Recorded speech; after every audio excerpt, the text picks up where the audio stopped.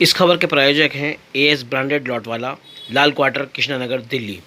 Doctor साहब, आखिर वही हुआ, लंबे इंतजार के बाद, देर तक चली गहमा गहमी के बाद लोकसभा से ये वक्फ तरमीमी बिल पारित हो गया। क्या कहना चाहेंगे इसको लेकर? आप इसे कैसे देख रहे हैं और इसमें क्या चीज़ें सामने आई हैं? क्योंकि बहुत लोगों को, बहुत पार्टियों से, बहुत दलों से बड़ी उम्मीदें थी। असल में जो 8 घंटे की बहस हुई लोकसभा के अंदर, वो हकीकत में तारीखी बहस रही। और जो तर्क दिया हमारे अपोजिशन ने, उसमें ख़ास तौर से गोगोई साहब ने और दिगर सभी ने ही, उसको हुकूमत वक्त को चाहिए था कि वो उसे गौर करती, उस पर गौर किए बगैर ही जो पहले से तय था कि हमें ये करना ही है, पास कराना ही है वक्त तरमीमी बिल, तो उसको उन्होंने अपना काम किया। लेकिन अब इसमें जो बड़ी बात आई सामने वो ये है कि जैसे चंद्रबाबू नायडू साहब हैं, नीतीश बाबू हैं, ये पासवान साहब की पार्टी रही, इन हजरात को ख़ास तौर से उम्मीद थी कि मुसलमानों के वोट से जीत कर आए हैं, मुसलमानों के लिए काम करेंगे, तो ये ज़बानी जमा खर्च खाली हुआ। और इसमें मैं इनका कसूर कम समझता हूँ, इनके अंदर शामिल जो मुस्लिम लीडरान हैं उनकी खामियां ज़्यादा हैं, वो सब मलाई खाने में लगे हुए हैं।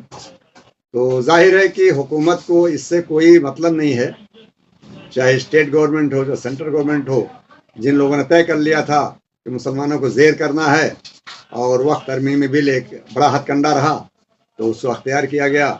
तो इसको लोग पहचानें कि हमारे जो मुसलमान हैं ख़ास तौर से, वो इस बात को यकीनी बनाएं कि और तय करें कि ये एक मौका था हमारे पास, जो है लिटमस टेस्ट था, कि जब हम पहचाने कि हमारा कौन हमदर्द है, तो उनको साथ दें हमेशा के लिए। और जो लीडरान मुसलमान होकर के भी मुनाफिकत का सबूत दिया है, उन सबों का बाइकाट किया जाना चाहिए। बस डॉक्टर साहब, मिली तंजीमों की कोशिश को कितना आप सराहेंगे? कहाँ तक उनको सफल मानते हैं कि उन्होंने जो कोशिशें करी? असल में बड़ी हड़बड़ाहट में मिली जमातों ने काम किया, और इसमें चूंकि इन्हें ये वक्त तरमीमी बिल 2024 है, 1 साल तकरीबन वक्त गुजर गया, इस बीच में इनको मेहनत करनी चाहिए थी, तो उसका कोई माहौल नहीं बन पाया। और ठीक है, फिर भी देर आए दुरुस्त आए, कुछ काम किया इन्होंने, अच्छी बात है, वो काबिल तारीफ़ है। लेकिन ये तौर तरीका ठीक नहीं रहा, जिस तरह से उजलत में सारे काम किए गए। उजलत और हड़बड़ाहट में जाहिर है कि वो नतीजा बरामद नहीं हो पाता जो हम चाहते हैं। सदन में देखा गया है कि अमित शाह लगातार इस तरह की बात कर रहे थे कि जो मुसलमान हैं, जो दूसरे जो लोग हैं जो विरोध कर रहे हैं, उनको 4 साल बाद जाके पता लगेगा कि हमने ये, मुसलमानों को भी ये बात पता लगेगी कि ये मुसलमानों के विरोध में नहीं बल्कि मुसलमानों के फायदे में था। ठीक है, वो जैसा कि सोच रहे हैं, खुदा करे फायदेमंद हो, क्योंकि कई बार ऐसा होता है कि नतीजा कुछ दिखता है और उसका जो अंजाम होता है वो खैर की तरफ भी हो सकता है, ऐसा कोई ज़रूरी नहीं है। और हम बिला वजह के लिए हम किसी पर क्यों एलिगेशन लगा देते हैं? सही।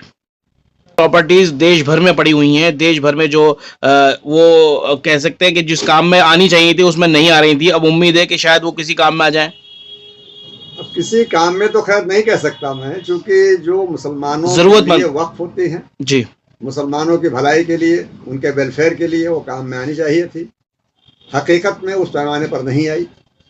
और इसमें तो मैं यही कहूँगा कि जो सबसे बड़ा गुनाह है वो मुसलमानों का ही है, क्योंकि अब तक इन्हीं के कब्जा था सब पर।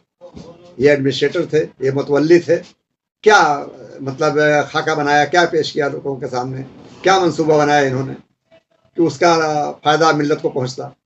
तो काम तो खैर इन लोगों ने भी नहीं कुछ किया। तो अब मैं समझता हूँ कि ठीक है, जो हुआ सो हुआ, अब उसका नतीजा अच्छा निकले, इसकी उम्मीद करते हैं।